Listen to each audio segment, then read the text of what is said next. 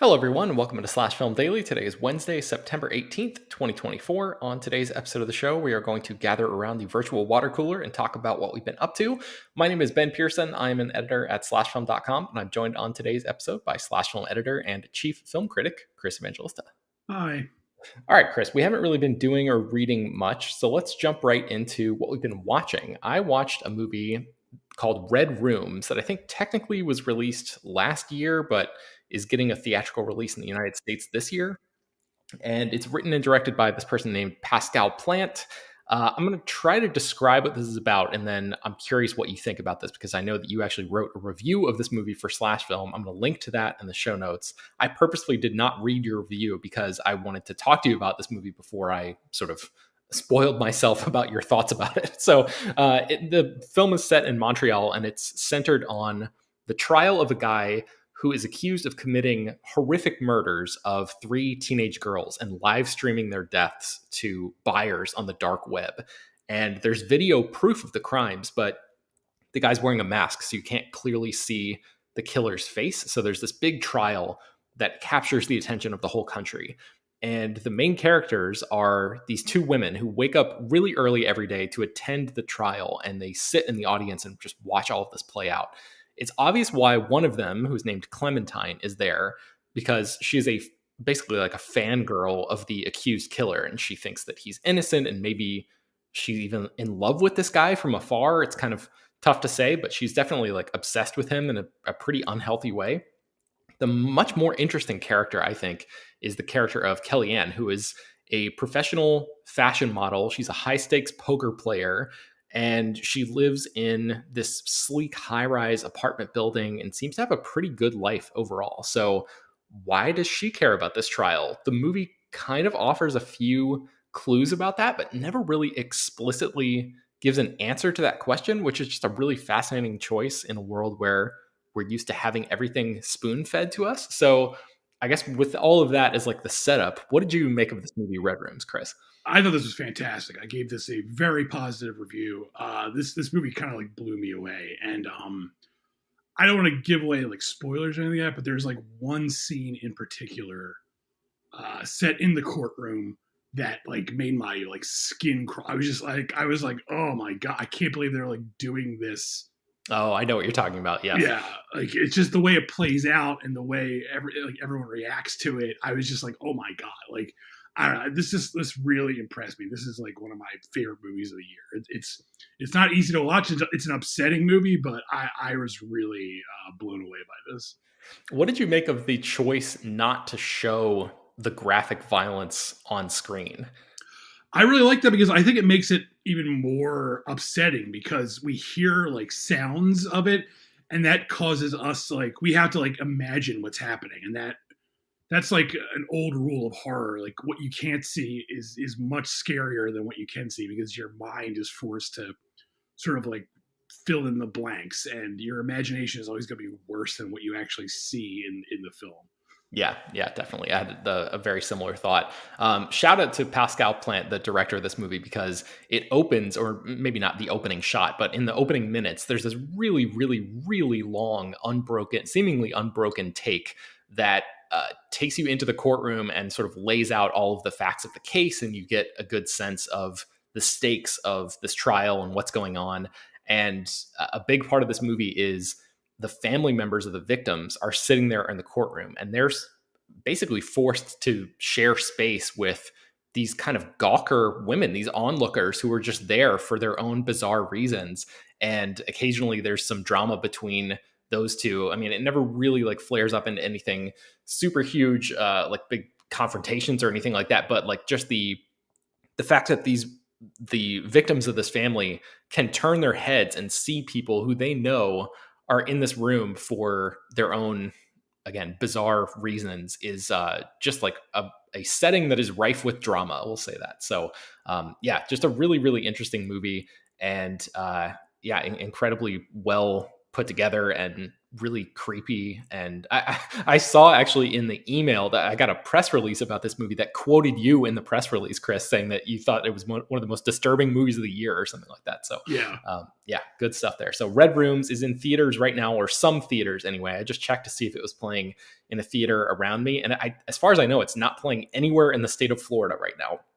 And I looked to see if it was playing in Georgia, and it's only playing in a theater in Atlanta. So I'm not sure what the rollout plan is, if it's going to be rolling out to wider, more cities in the coming weeks or whatever. But put it on your radar if you care about sort of unsettling. Would you call this a horror movie, Chris? It's like like a horror I would thriller. definitely say it's a horror movie. Yeah. Okay. Yeah. So that's called Red Rooms. I also saw a film called The Teacher's Lounge, which is streaming on Netflix now. Have you seen this, Chris? I have not. No. So this was co-written and directed by a German filmmaker. I'm going to butcher the name, so I apologize, but I think it's Ilker Chatak, and it was nominated for Best International Feature Film at the Oscars earlier this year. And I'm just now catching up to it. I remember some folks talking about it last year and saying good things about it. So this is a movie that takes place almost entirely on the campus of a junior high school in Germany. And it's shot in a very straightforward manner, and its stakes are pretty small, but it plays like a thriller. My stomach was in knots watching this. It's so incredibly well executed. So I'll try to give a broad overview of what it's about. So at this school, there have been several thefts before the movie begins. And one of the students is stereotyped and falsely accused of stealing stuff at the school. And the main character, who's a 7th grade teacher named Carla, realizes that it's probably one of the teachers who has actually been doing the stealing. So she sets this trap in the teacher's lounge by leaving some money in view of her open laptop, which is secretly recording video. And that's all I'll say in terms of the setup, but things quickly begin to spin pretty wildly out of control. And Carla has some good intentions, but this is a fascinating movie to watch because she makes so many incorrect decisions, or sort of dunderheaded decisions. And some of the time you're practically yelling at the screen to try to convince her not to do what she's doing. But other times it's not as clear that she's screwing up until a little bit later on. And she really starts to realize the consequences of the decisions that she makes. So this movie engages with like race and class and journalism and surveillance and all these big topics. And there are no easy answers here. So I would say if you're looking for something that's slightly challenging, but like really, really well done, The Teacher's Lounge is streaming on Netflix. And that certainly fit the bill for me. So have you heard anything about this one, Chris? No, I've never even heard of this, but I'm intrigued. It sounds very interesting. Yeah, it was cool. And then real quick, I just wanted to mention that I started watching 30 Rock. I just watched the first episode. Is 30 Rock a big show for you, Chris? Did you watch this one? I know Brad loves it. I watched it when it aired, and I remember loving it when it aired. And a few years ago, I was like, I'm going to go back and rewatch it from the start. And I watched the first episode, and I was like, this is bad. I immediately went and read online, and I've seen a lot of people say like a similar thing where the first season and the first episode are kind of shaky, but then it eventually finds its footing. But it kind of like soured me on rewatching it from the whole thing, because I was just like, I did not enjoy this first episode. So I don't know. Yeah, it was so strange to watch it because the first episode aired in 2006, which just feels like a true lifetime ago. And it's so strange to see everybody so young. I mean, obviously that's a very obvious thing to say, but it was so striking turning on the show because I think I dipped in and out. I've probably seen 7 or 8 episodes of the show over the course of its run. But the stuff that I've seen from it came near the end. So seeing how this world is introduced and everything, it was just a fascinating thing. So I will try to report back with my 30 Rock journey as I move along here. But nice. Let's take a break and then we'll come back and talk about what you've been watching, Chris. Okay, what else have you had a chance to see? We talked about Red Rooms. What else have you seen recently? So I'm going to talk about 2 movies, both of which I've reviewed for Slash Film. Both the reviews are up on Slash Film right now, so I hope people will go read them. I got to see Megalopolis, which is, of course, the famous Francis Ford Coppola movie that he's been trying to make for about 40 years now, and he made it by self-financing it. He sold part of his winery, and he spent $120 million of his own money to make this movie. And it's fascinating. It's a fascinating movie. It's not entirely successful. It's a messy movie. I don't I didn't love it, but I love that it exists. And so I'm sort of like, I'm of two minds of it. Like I think it has a lot of problems. It's a flawed movie. It's a messy movie. The script is kind of all over the place. Some of the scenes are kind of ugly to look at. But I'm so glad he finally got to make this, because I would rather have like an interesting, I don't want to call it a failure because I don't think it's a failure, but I would rather have an interesting, messy movie from a true artist than 99% of the absolute bullshit we get every month. I've already seen people being like, this movie's gonna flop, and it's like, what? Like, God, who cares? Like, I don't want to step on Ryan Scott, our own Ryan Scott, who is our box office guru, who talks about box office all the time. But Jesus Christ, I could care less about box office. Like, and I feel like anyone who cares so much about box office is like kind of missing the point of movies. Like, we as a society should not care about whether a movie is a hit or not. Like, it's none of our business. Like, we are not accountants. We should not give a shit about that. We should care about the movie itself. Like, and I would much rather have an artist like Coppola making something on his own terms than have it be like this middle managed bullshit that venture capitalists are pumping out like right now. Like, Yeah. so much of the current movie landscape is determined by these people who clearly do not actually care about art. They just want to turn a quick buck, and that's depressing. And Coppola is from this era where he's from the new Hollywood era where real artists were given the keys to sort of just do whatever they wanted, and they turned out masterpieces in the process. And again, this is not a masterpiece. This is not like a great movie, but it has these big, bold ideas in it, and it's really weird, and it's just a strange film, and I'm glad it exists. And does it suck that it won't be a big hit? Sure, but I'm glad it's out there, and I'm glad he got to make it on his Yeah. own terms. Yeah, so just because Ryan's not here, I just want to step in on his behalf just for a second and just say that I think he's tried to express, but before that, the reason he cares so much about box office is because the industry is so reactive and so risk averse that I think he tracks this stuff so closely because it's an indicator of what studios might make next or what might tip them off to what's popular or what is possible, or everybody's always looking for the next big trend or whatever. So I think that's kind of Ryan's approach to things. I think he's not an accountant. He doesn't care about that stuff either. He's not an investor in any of these movie studios. But I think I just don't want him to be catching strays here when he's not here to speak up. So I just wanted to offer that real quick. I am curious though about your experience watching Megalopolis. Did you have a chance to see it at a screening in a theater, or did they send you a link for it, or what? Because sometimes we get links in advance.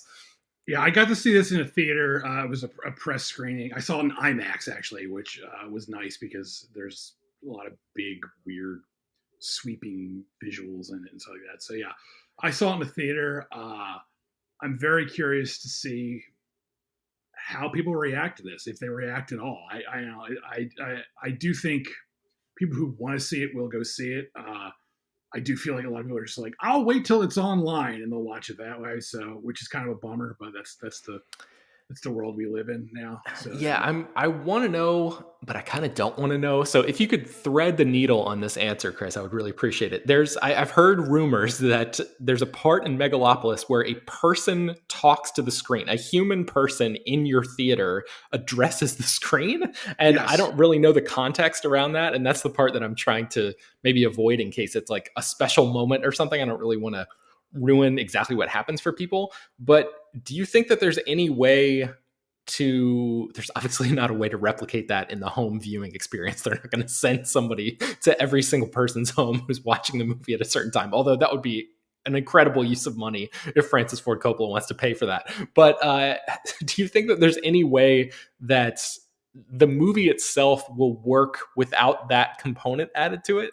Yeah, so at my press screening, they did it. They had someone stand up, but the way they did it, and I'm assuming this is so it can play in theaters everywhere, is someone is asking a question of Adam Driver's character.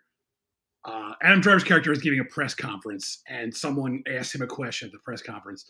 And the way they do it is it's audio from the film asking him the question. But at my screening, a rep for Lionsgate actually stood up and mimed like he was asking the question. So it was him like pretending to ask the question, but he wasn't actually saying it. The way I understand it is when they screened this at Cannes, they actually had someone literally asking the question out loud. What they're going to do for the theatrical release and the eventual is there's going to have someone off camera reading the question. But they did have someone at my screening stand up and pretend to be asking the question. And they actually did like a thing where like they turned up the house lights and stuff. I was going to say, did they put a spotlight on there? How did that work? Obviously, they're not going to be doing that for normal theatrical screenings, but the scene is still in the movie. It just has someone off camera asking the question. Gotcha. Okay. Wow. Yeah. Fascinating stuff. So, I'm right there with Chris. I love the fact this movie exists. I'm going on vacation next week, so I don't think I'm going to be able to see it immediately. I'm so curious if it'll still even be playing in theaters near me, like a week after it opens, because, it just the prospects of the financial prospects of the movie don't look great. But I love the idea that like this legend of cinema, legend of the director's chair is still out there just cranking stuff out. And like, I think even though he has this legendary status, I think he's, it's not to say that this movie is above reproach or like beyond criticism or anything like that. It's just, I love that this is happening. So excellent. I'm very curious to see this one for myself. So that's Megalopolis. I think it comes out in theaters next Friday. Is that right? Yes, that's right. Okay. And then tell me about this next one that you saw, because I watched this movie as well, and I'm struggling to be able to even like sum this movie up in a succinct way. So I want to see if you can do it. Before I get into that, Ben, I just want to say I was not trying to throw our own Ryan Scott under the bus talking about. I was just using it as an example to say, like, I know we cover box office and I know there's a way to do it, but I personally don't care. Totally. Yeah, but the next movie in question is The Substance, which is from a filmmaker who I really like, and I don't know how to say her name. How do you think we'd say her name, Ben? Coralie Farragut, I guess is how you would say it. She's French, so yeah, maybe Fargeau, but I honestly have Farge, no idea. Maybe Coralie Farge. That sounds right. Let's go with French. That. So she directed this excellent, brutal movie called Revenge, which came out a few years ago, and I thought that movie was fantastic. And this is her follow up. It's a much bigger movie, I guess, than Revenge, although it once again only deals with like a select few characters. And I really like this. This is a excellent film. It's a very funny film. It's a very disturbing film. It has an incredible ending that I won't spoil, but man, it's a hoot to watch. I really liked this. I was really impressed with it, and I would love if this got like award season love, just because I want to see a movie that's this like crazy get award season love. Like let's spice up award season. Let's recognize movies like this. Yeah, I totally agree. I watched this with my wife, and we were not expecting where this movie goes. I'll just say that. I was kind of like, I felt, I don't know, like almost guilty that I had been like, hey, let's watch this Demi Moore movie. Let's spend a night together just watching this film. Like, this movie just really goes to some places that I had no idea where it was going to end up. So, Demi Moore, Margaret Qualley are in this. Dennis Quaid Dennis Quaid has not been this good in a long time. He has a very small role in this, but he's just like perfectly disgusting. How would you describe the plot of this, Chris, without really getting into what happens in like the third act? It's kind of like Death Becomes Her, but grosser. I guess it's really, it's about women, how they're held to high, especially like women in show business, how they're held to these ridiculous beauty standards. Demi Moore is she's an actress who's become like a fitness guru, and she's just turned 50. And even though by every logical reasoning you can think of, Demi Moore looks great, she looks incredible. She's considered washed up, over the hill, and she's too old to be in show business, and she gets like fired from her job. And I don't think this is a spoiler. I think it's like it's okay to give this away because it's in like the trailers and stuff like that. She learns of this thing called the substance, which can create a better you, a younger you, and she decides to take advantage of it.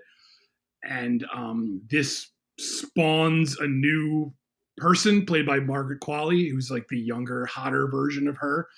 And I guess that's really all we'll say without going into further territory. And problems arise from this.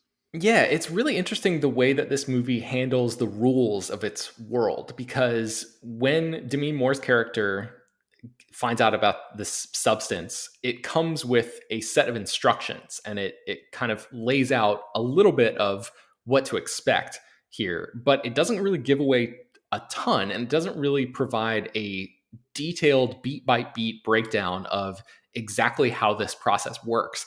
And I thought it was interesting the way that the movie divvied out some of that information over the course of it, because like at certain times you kind of think that the Margaret Qualley version is basically the same consciousness at Demi Moore as Demi Moore's version, Yeah. like half of this character. But then in other instances, it's like they're two totally separate people. So I didn't know if that was just like a commentary on the different sides of ourselves and the way that we kind of can cordon off information in our own heads, and if there was like something specific, a larger point trying to be made there, or if that was just the filmmaker not getting bogged down in the literal nature that sometimes happens with projects like this, where like you have to follow the rules as laid out, by the exact letter of the law, or else people like me will complain on the internet about how it doesn't make sense. But to be clear, I don't think that about this movie. I think this movie actually it benefits by not really getting too much into those details. But I was curious what you thought about the way that the movie kind of plays fast and loose with its rules a little bit. Yeah, I kind of had, I don't want to say a problem with it because I think the movie works anyway, but I did think they keep stressing that they are supposed to be the same person, but it really seems like they don't have each other's like memories, which is like I'm not really sure. Like I'm guessing this has to be intentional, but it did like throw me for a loop a little bit from time to time, because there are specific scenes where it really seems like they don't like Demi Moore's character will do something, and Margaret Qualley will seemingly have no recollection of it. Like, sure. Right. And it's like, so I'm not entirely sure what they're going for there. So, but I think the movie works anyway, but I did think it was kind of like strange the way they handle that. Yeah, this is a really unforgettable movie. I really don't think I'm ever going to be able to wipe this one from my brain. It's so, there's this obsession with youth in it, and there's this self-loathing that Demi Moore is so good at portraying. There's this moment where she's in front of a mirror, I'll just say that is like, oh my God, it just got me, cut me to the quick. It's just right dagger to the heart kind of moment.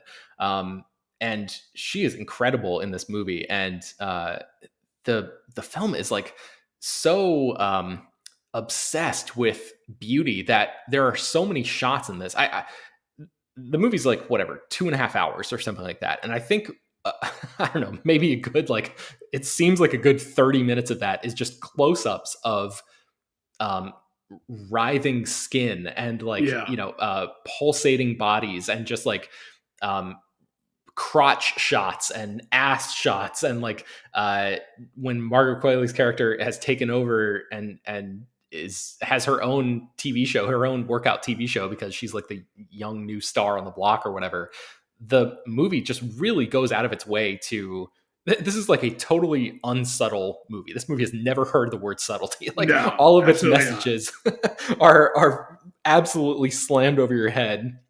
And I thought it was interesting because obviously I think there's maybe initially supposed to be a sort of titillation factor to all of these close-up shots, because there are all these men in this movie who are just like ogling these women.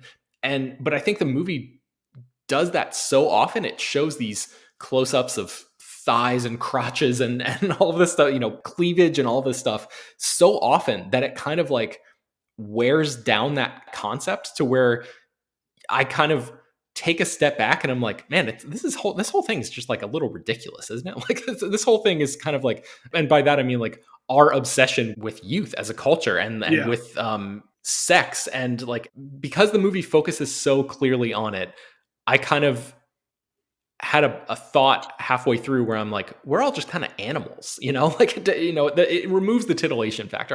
I'm stumbling over a way to articulate this, but do you know what I'm talking about, Chris? No, absolutely. I mean, and yeah, the movie leans into this deliberately, and yeah, it is just absurd. I mean, the absurdity is just in the fact that, like I said, Demi Moore looks incredible. Like she's gorgeous, and yet in the movie, it's like underscored that like she's like quote unquote the ugly one, and it's like it's just it's like that we as a culture have built this world for ourselves where we like obsess over you. I mean, it's just ludicrous in general. Like, I mean, I don't feel like we need the movie to tell us this, but like I've encountered this, like, if you're online, people online are very young, and sometimes you read things they say and they act like turning like 31 is like over the hill. And it's like, it's like, I'm 41. Like, I would sell my soul to be 31 again. Like, are you kidding me? Like, Jesus Christ. Like, people are insane. Like, like, it's just like, it's crazy that people have built this into their heads where like, you reach a certain age and like, that's it, I'm done. It's like, come on, like, you don't know what you're missing out on, before it's too late. Yeah, this movie won the best screenplay award at the Cannes Film Festival this year, and so I hope that, like you were saying, that it basically goes on to get a lot of awards attention and stuff, because if for no other reason, Chris, than just the idea of Demi Moore being nominated for Best Actress or something, I'm so curious what clip they would choose to show footage from this movie, because there's some stuff in the back half of this movie that is unlike anything I've ever seen in my entire life. So yeah, I really just, like you said, I kind of love the idea of something this out there being considered in the, I think of like the buttoned up Tony movies of my youth at the Oscars, where like Oscar contenders are very serious movies and stuff like that. And this movie it gets at some very serious subject matter, but the way it goes about that is in like the most gonzo way imaginable. So yeah,